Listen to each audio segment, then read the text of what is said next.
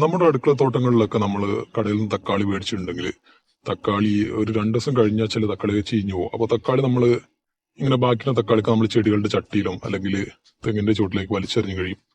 അപ്പോൾ ഇങ്ങനെ വലിച്ചെറിഞ്ഞു കഴിഞ്ഞ ശേഷം ഈ തക്കാളി മുളച്ച് വന്നിട്ട് പുതിയ തൈകളൊക്കെ ഉണ്ടാവും. അപ്പോൾ നമ്മൾ ആ തൈകളൊക്കെ എടുത്ത് പറിച്ച് വേറെ ചട്ടിയിലൊക്കെ നടും. അല്ലെങ്കിൽ നമ്മൾ വേറെ തൈകൾ തടയും വാരയൊക്കെ കെട്ടിയിട്ട് നമ്മളതിൽ ഈ തക്കാളിയുടെ തൈകൾ നടാറുണ്ട്. അതിൽ ഒളിഞ്ഞിരിക്കുന്ന ഒരു അപകടമുണ്ട്. അപ്പോൾ അത് ആരും മനസ്സിലാക്കണില്ല. അപ്പം സാധാരണ കൃഷി ചെയ്യുന്ന ആളുകൾക്കാണ് ഈ അപകടം വരിക. മറ്റ് സാധാരണക്കാർക്കായിട്ടുള്ള ഒരു വ്യക്തിക്ക് ഈ പ്രശ്നം വരില്ല. അപ്പം കൃഷി ചെയ്യുന്ന ഒരാളാണ് ഇങ്ങനെ ചെയ്യുന്നതെങ്കിൽ അയാൾക്ക് ഒരു വലിയൊരു പ്രശ്നം ഇതിൽ വരാൻ പോകുന്നുണ്ട്. 1-2 വീഡിയോസ് ഞാൻ കണ്ടു. നമ്മൾ കടയിൽ നിന്ന് തക്കാളി വാങ്ങിച്ചിട്ട് നമ്മളത് മുറിച്ച് നമ്മൾ ഇന്ന രീതിയിൽ വെച്ച് കഴിഞ്ഞിട്ട് നമുക്ക് ഒരുപാട് തൈകൾ ഉണ്ടാക്കാം. തക്കാളി വിത്ത് നമ്മൾ പുറമെ നിന്ന് മേടിക്കേണ്ട അങ്ങനെയുള്ള ഒരുപാട് വീഡിയോസ് ഇപ്പോൾ യൂട്യൂബിൽ അവൈലബിൾ ആണ്. ഇത്തരം തക്കാളി നമ്മൾ ചെയ്യുമ്പോൾ ഒന്നാമത്തെ പ്രശ്നം എന്താ വെച്ചാൽ അതായത് നമ്മൾ കൊണ്ടുവരുന്ന തക്കാളി ഇൻഫെക്റ്റഡ് ആണെങ്കിൽ അല്ലെങ്കിൽ ബാക്ടീരിയ വൈറസ് ഇൻഫെക്റ്റഡ് ആണെങ്കിൽ നമ്മൾ വിത്തിനായി എടുക്കുന്ന തക്കാളി നമ്മൾ കൊണ്ടുവരുന്ന തക്കാളി ഇപ്പം തമിഴ്നാട്ടിലെ ഏതെങ്കിലും ഗ്രാമത്തിൽ വളർത്തുന്ന ഏതെങ്കിലും ഒരു ഫാമിൽ നിന്നോ അല്ലെങ്കിൽ ഏതെങ്കിലും ഒരു തോട്ടത്തിൽ കൊണ്ടുവരുന്ന തക്കാളിയാണ്. അപ്പൊ ഈ തക്കാളി ഉൽപ്പാദിപ്പിക്കുന്ന തോട്ടം അല്ലെങ്കിൽ ഫാമിൽ ഏതെങ്കിലും വിധത്തിലെ വൈറസ് അല്ലെങ്കിൽ ബാക്ടീരിയൽ ഇൻഫെക്ഷൻ ഉണ്ടായിട്ടുണ്ടെങ്കിൽ അത് തീർച്ചയായിട്ടും തക്കാളിയിലേക്ക് ഇൻഫെക്റ്റഡ് ആയിട്ടുണ്ടാവും. അങ്ങനെയുള്ള തക്കാളി നമ്മൾ കൊണ്ടുവന്ന് നമ്മുടെ തോട്ടത്തിൽ റിസ്ക് എടുത്ത് നമ്മൾ നട്ട് കഴിഞ്ഞാൽ ആ വൈറസ് അല്ലെങ്കിൽ ബാക്ടീരിയ ഈ തക്കാളി വഴി നമ്മുടെ മണ്ണിലേക്ക് എത്തുകയും മണ്ണിൽ നിന്ന് അത് വളരെ പെട്ടെന്ന് ഒരു ചെടിയിലേക്ക് അത് വൈറസിന്റെ പ്രത്യേകത എന്ന് വെച്ചിട്ടുണ്ടെങ്കിൽ വൈറസും ബാക്ടീരിയ ഒക്കെ ചെടികളിൽ കയറി കഴിഞ്ഞിട്ടുണ്ടെങ്കിൽ വളരെ വേഗം അത് പെറ്റു വരാൻ തുടങ്ങും. അപ്പോൾ ഇങ്ങനെ വന്നു കഴിഞ്ഞിട്ടുണ്ടെങ്കിൽ നമുക്ക് വളരെ പെട്ടെന്ന് തന്നെ ഏകദേശം 2-3 മാസങ്ങൾക്കുള്ളിൽ തന്നെ അത്രയും വേണ്ട അതിനുള്ളിൽ തന്നെ നമ്മൾ ബാക്കിയുള്ള ചെടികളൊക്കെ ഈ വൈറസും ബാക്ടീരിയ അറ്റാക്ക് ചെയ്യും.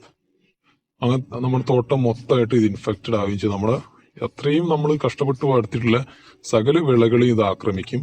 അങ്ങനത്തെ ബാക്ടീരിയ അല്ലെങ്കിൽ വൈറസ് ആണെന്ന് നമ്മൾ തക്കാളിക്ക് ബാക്ടീരിയൽ വാട്ടം പറഞ്ഞിട്ട് പ്രശ്നമുണ്ട്. പിന്നെ വൈറസിന്റെ ചില പ്രശ്നങ്ങളുണ്ട്. അത് കണ്ടിട്ടുണ്ടാവും. ഇലയ്ക്കൊരു കുരുടിപ്പ് പോലൊരു മഞ്ഞ ഒരു സംഭവം വരുന്ന ഒരു വൈറസിന്റെ പ്രശ്നമാണ്.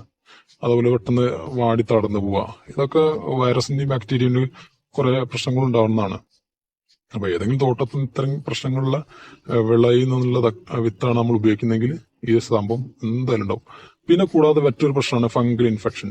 ഈ ഫംഗസിന്റെ സ്പോൺസ് അത് വളരെ സൂക്ഷ്മമായിട്ടുള്ള സാധനമാണ്. പൊടി പോലെ വായുവിൽ പറന്ന് കളിക്കുന്ന സാധനമാണ്. അപ്പൊ ഇത് പലതരം വ്യത്യസ്ത രീതിയിലുള്ള സ്പോൺസ് ഉണ്ട്. നമ്മുടെ ചെടികളെ വളരെ പെട്ടെന്ന് അറ്റാക്ക് ചെയ്യുന്നതും വളരെ സാവധാനത്തിൽ അറ്റാക്ക് ചെയ്യുന്നതായിട്ടുള്ള പല ഫംഗസുകളും ഉണ്ട്. അപ്പം നമ്മുടെ തോട്ടത്തിൽ പൊതുവെ ഫംഗസ് ഒന്നും ഇല്ലാത്തൊരു നല്ല രീതിയിൽ നമ്മൾ മെയിൻറ്റെയിൻ ചെയ്ത് കൊണ്ടുപോകുന്ന തോട്ടമാണെന്നുണ്ടെങ്കിൽ നമ്മൾ ഈ കൊണ്ടുവരുന്ന തക്കാളിയിൽ അതിന്റെ ചെറിയൊരു സ്പോൺസ് ഉണ്ടെങ്കിൽ അത് നമ്മുടെ തോട്ടത്തിലേക്ക് പ്രവേശിപ്പിക്കുന്നത് വഴി ഒരുപാട് പ്രശ്നങ്ങളുണ്ടാവും. നമ്മുടെ തോട്ടത്തെ മൊത്തം അത് ഇൻഫെക്റ്റഡ് ആവും. പിന്നെ ഉള്ള പ്രശ്നമാണ് നിമാവിരകൾ. ഈ നിമാവിരയുടെ പ്രശ്നം ഭയങ്കരമായിട്ടുള്ള വലിയൊരു പ്രശ്നം തന്നെയാണ്. തക്കാളിയൊക്കെ നിമാവര അറ്റാക്ക് ചെയ്തിട്ടുണ്ടെങ്കിൽ റൂട്ട് നോട്ട് നെമറ്റോഡ് എന്നാണ് ഈ തക്കാളി ആക്രമിക്കുന്ന ആ പ്രത്യേക നിമാവരയുടെ പേര്. അപ്പൊ ഈ റൂട്ട് നോട്ട് നെമറ്റോഡൊക്കെ നമ്മുടെ തക്കാളിയിൽ ആക്രമിച്ചിട്ടുണ്ടെങ്കിൽ നമ്മുടെ തക്കാളിയുടെ വേരൊക്കെ ഒരു ഉരുണ്ട ചെറിയ ബോൾ പോലെ സംഭവം വേരിൽ പ്രത്യക്ഷപ്പെടാറുണ്ടോ. നമ്മുടെ റൈസോബിയം ബാക്ടീരിയ നമ്മുടെ പയറുചെടികൾ ഉണ്ടാകുന്ന അതേപോലത്തെ ഒരു സംഭവം ഈ തക്കാളിയുടെ വേരുകൾ ഉണ്ടായിട്ട് തക്കാളിയുടെ വളർച്ച സ്റ്റോപ്പ് ആവുകയും പിന്നെ തക്കാളി പാടി താഴ്ന്ന് പോകും. കായ്കൾ ഉണ്ടാവാത്തൊരു അവസ്ഥ വരും.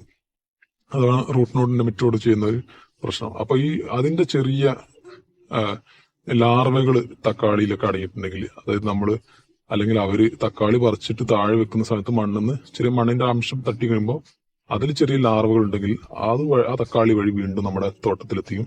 അത് വിത്ത് വഴി നമ്മുടെ തോട്ടത്തിലെത്തിക്കുകയും അത് മുളപ്പിക്കുന്ന വഴി നമ്മുടെ ഫുള്ളായിട്ടുള്ള എല്ലാ തക്കാളി ചെടിയും മറ്റുള്ള പയറ് വിളകൾ മറ്റ് എല്ലാ സാധനങ്ങളെയും ഈ നിമറ്റോഡ് ആക്രമിക്കും. ടോട്ടലായിട്ട് നമുക്ക് ഭയങ്കര നഷ്ടം ഉണ്ടാവും. പിന്നെ ആ മണ്ണിൽ നമ്മൾ എന്ത് കുഴിച്ചിട്ട് കഴിഞ്ഞാലും ആ നിമറ്റോഡിന്റെ ലാർവകൾ ആ മണ്ണിലുള്ളതുകൊണ്ട് അത് അത്യാവശ്യം ഒരു നീണ്ട കാലത്തേക്ക് അതിന്നൊരു മോചനം ഉണ്ടാവില്ല. നെമറ്റോഡിന്റെ പ്രശ്നം അത് ഭയങ്കര പ്രശ്നമാണ്. അതൊരിക്കലും നമ്മുടെ മണ്ണിൽ എത്തി കഴിഞ്ഞിട്ടുണ്ടെങ്കിൽ അതിനെ പൂർണ്ണമായിട്ട് നമുക്ക് ഒഴിവാക്കാൻ പറ്റില്ല. അത് പല നെമറ്റസൈഡുകൾ ഉണ്ടെങ്കിൽ തന്നെയും അതൊരു പരിധി വരെ നമുക്ക് കൺട്രോൾ ചെയ്യാൻ പറ്റുള്ളൂ. അപ്പൊ അത് വലിയൊരു പ്രശ്നം തന്നെയാണ്. പിന്നെ നമ്മൾ ശ്രദ്ധിക്കേണ്ട കാര്യം, പലർക്കും അറിയാത്തൊരു കാര്യം എന്താണെന്ന് വെച്ചിട്ടുണ്ടെങ്കിൽ തക്കാളി വിത്ത് നമ്മൾ മേടിക്കുന്ന വിത്തുകൾ ഇപ്പോൾ ഹൈബ്രിഡ് ആയിരിക്കും. തക്കാളി മേടിച്ചിട്ട് തക്കാളി മുളപ്പിച്ചിട്ടുണ്ടാക്കുന്ന വിത്തുകൾക്ക് ഹൈബ്രിഡിന്റെ ആ ക്വാളിറ്റി കിട്ടില്ല. വിള ലാഭം കുറവായിരിക്കും. അപ്പൊ നമ്മൾ എപ്പോഴും വിത്തുകൾ നമ്മൾ അംഗീകൃതമായിട്ടുള്ള ഏതെങ്കിലും നഴ്സറി വഴിയോ അല്ലെങ്കിൽ കേരള ഗവൺമെന്റിന്റെ കാർഷിക ഗവേഷണ കേന്ദ്രത്തിൽ നിന്നോ അതിന്റെ ഔട്ട്ലെറ്റിൽ നിന്നോ അല്ലെങ്കിൽ കാർഷിക യൂണിവേഴ്സിറ്റിയിൽ നിന്നൊക്കെ വിത്തുകൾ മേടിച്ചിട്ട് നമ്മൾ നടുക. ഇങ്ങനെ വിത്തുകൾ മേടിച്ച് നടുമ്പോൾ നമുക്കുള്ള ഗുണം എന്തെന്ന് വെച്ചാൽ 2 ഗുണങ്ങളുണ്ട്. ഒന്നാമത്തെ ഗുണം, നമുക്ക് ഒറിജിനൽ വിത്ത് കിട്ടും. അതിന്റെ ഒറിജിനൽ ഹൈബ്രിഡ് വിത്ത് തന്നെ ആയിരിക്കും. രണ്ടാമത്തെ ഗുണം എന്താണെന്ന് വെച്ചിട്ടുണ്ടെങ്കിൽ നമുക്ക് യാതൊരുവിധ ഇൻഫെക്ഷനും ഇല്ലാത്ത വിത്തായിരിക്കും. ഇതാണ് നമ്മൾ മെയിനായിട്ട് നോക്കേണ്ടത്. നമ്മൾ ഹൈബ്രിഡ് ആണോ അല്ലാന്നോ അത് നമുക്ക് മാറ്റിയേക്കാം, പക്ഷെ ഇൻഫെക്ഷൻ ഇല്ലാത്ത വിത്ത് അതാണ് നമ്മൾ എപ്പോഴും നമ്മൾ മെയിൻ പ്രയോറിറ്റി ആയിട്ട് നമ്മൾ ചെയ്യേണ്ട കാര്യം അല്ലെങ്കിൽ നോക്കേണ്ട കാര്യം. കാരണം വിത്തിൽ ഏതെങ്കിലും രീതിയിലുള്ള ഇൻഫെക്ഷൻ ഉണ്ടെങ്കിൽ നമ്മുടെ തോട്ടം അത് ഭയങ്കരമായിട്ട് അറ്റാക്ക് ചെയ്യും. വൈറസ്, ബാക്ടീരിയ രോഗങ്ങൾ ഭയങ്കരമായിട്ട് പ്രശ്നമാണ്. അപ്പൊ നമ്മൾ അത് പിന്നെ കൺട്രോൾ ചെയ്യാനൊക്കെ ഒരുപാട് ബുദ്ധിമുട്ടാണ്. ഒരു തുടക്കക്കാരനായിട്ടുള്ള ഒരു കർഷകനാണ് വൈറസ്, ബാക്ടീരിയയെ കുറിച്ച് കുറച്ചൊക്കെ ഒരു അറിവ് കുറവുള്ള ഒരാളൊക്കെ ആണെങ്കിൽ കൃഷി അയാൾക്ക് ഭയങ്കരമായിട്ട് നഷ്ടങ്ങൾ ഉണ്ടാക്കും. നമ്മളൊരു അടുക്കള തോട്ടം തന്നെയാണെങ്കിൽ ശരി, അവർക്കൊക്കെ കൃഷിയിൽ ഈ ബാക്ടീരിയ, വൈറസിനെ കുറിച്ചുള്ള എല്ലാം പൂർണ്ണമായിട്ട് അറിഞ്ഞുകൊള്ളണമെന്നില്ല. അപ്പം ഇങ്ങനൊരു ഇൻഫെക്ഷൻ ഒക്കെ വന്നിട്ടുണ്ടെങ്കിൽ ഭയങ്കരമായിട്ട് സ്ട്രഗിൾ ചെയ്യേണ്ടി വരും ഈ ചെടികൾ വളർത്തുമ്പോഴും. അതുപോലെ നമ്മൾ മറ്റുള്ള ചെടികളിലേക്കൊക്കെ ഇത് ബാധിക്കാനും ചാൻസ് ഉണ്ട്.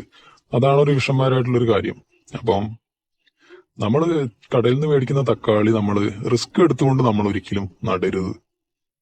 അത് നമ്മൾ അണിമത്വമാക്കിയിട്ട് അതിനെ നടുക എന്ന് പറയുന്ന പ്രൊസീജിയർ നമ്മളെ കൊണ്ട് പറ്റില്ല. അതുകൊണ്ട് നമ്മൾ എപ്പോഴും വിത്ത് നമ്മൾ ഒരു 10 രൂപയൊക്കെ ആവുള്ളൂ, 10 രൂപ 20 രൂപ അത്രയൊക്കെ ആവുള്ളൂ ഒരു വിത്തിന്റെ പാക്കറ്റിന്. അപ്പൊ അത്രയൊക്കെ അത് നമുക്ക് ആരെങ്കിലും വഴിയൊക്കെ നമുക്ക് എത്തിക്കാനുള്ള സൗകര്യം ഉണ്ടെങ്കിൽ അതൊക്കെ വളരെ എളുപ്പമായിരിക്കും. പക്ഷെ നമ്മൾ ഒരിക്കലും റിസ്ക് എടുത്തുകൊണ്ട് നമ്മൾ തക്കാളി വാങ്ങിയിട്ട് അതിന്റെ വിത്തെടുത്ത് നമ്മൾ നടാൻ പാടില്ല. പലരും ചിലപ്പോൾ ഈ വീഡിയോയ്ക്ക് ഒരുപാട് പേര് നെഗറ്റീവായിട്ട് കമന്റ് ചെയ്യും. പലരും അക്സെപ്റ്റ് ചെയ്യാൻ അല്പം മടിയുണ്ടെങ്കിലും സത്യാവസ്ഥ ഇതാണ്. അപ്പോൾ ഈ വീഡിയോ നിങ്ങൾക്ക് ഇഷ്ടപ്പെട്ടെന്ന് വിചാരിക്കുന്നു. അപ്പം ഞാൻ പറഞ്ഞ കാര്യം എല്ലാവരും ശ്രദ്ധിക്കുക. അപ്പോൾ എല്ലാവർക്കും നല്ല ദിവസം ആശംസിക്കുന്നു. അടുത്ത വീഡിയോയിൽ പുതിയൊരു ടിപ്പുമായിട്ട് വരാം. അതുവരെ ബൈ.